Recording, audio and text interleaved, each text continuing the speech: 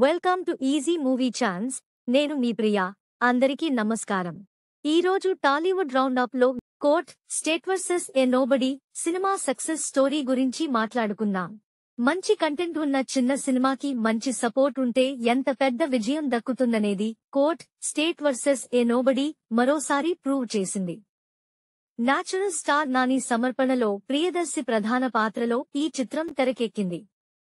Holi special గా March 14న థియేటర్లలోకి వచ్చింది. Premieres నుంచే యునానిమస్ గా పాజిటివ్ రెస్పాన్స్ సొంతం చేసుకుంది. బాక్సాఫీస్ దగ్గర డీసెంట్ ఓపెనింగ్స్ రాబట్టి నాని నమ్మకాన్ని నిలబెట్టింది.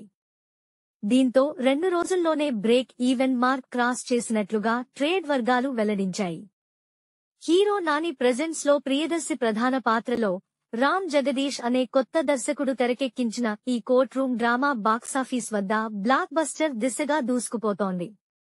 మొదటి 2 రోజుల కంటే మూడో రోజు ఆక్యుపెన్సీ బాగా పెరిగింది. Court cinema premieres first day collections కలిపి 8.10 కోట్ల గ్రాస్ వసూలు చేసినట్లుగా మేకర్స్ అఫీషియల్ గా ప్రకటించారు. 2 రోజుల్లో 15.90 కోట్ల కలెక్షన్స్ అందుకున్నట్లు పోస్టర్ రిలీజ్ చేశారు. ఈ చిత్రానికి 12 కోట్ల బడ్జెట్ ఖర్చు చేసినట్లుగా ట్రేడ్ వర్గాలు పేర్కొన్నాయి. నాన్ థియేట్రికల్ రైట్స్ రూపంలో 9.5 కోట్లు రికవరీ చేయగా దీనికి 7 కోట్ల దాకా థియేట్రికల్ బిజినెస్ జరిగింది. 7 కోట్ల 50 లక్షల బ్రేక్ ఈవెన్ టార్గెట్ తో బరిలోకి దిగిన ఈ చిత్రం 2 రోజుల్లోనే బ్రేక్ ఈవెన్ సాధించి ప్రాఫిట్ జోన్ లోకి ఎంటర్ అయినట్లుగా తెలుస్తోంది. నెక్స్ట్ టాలీవుడ్ రౌండప్ లో ఇంకో సినిమా గురించి మాట్లాడుకుందాం. Thank you for watching.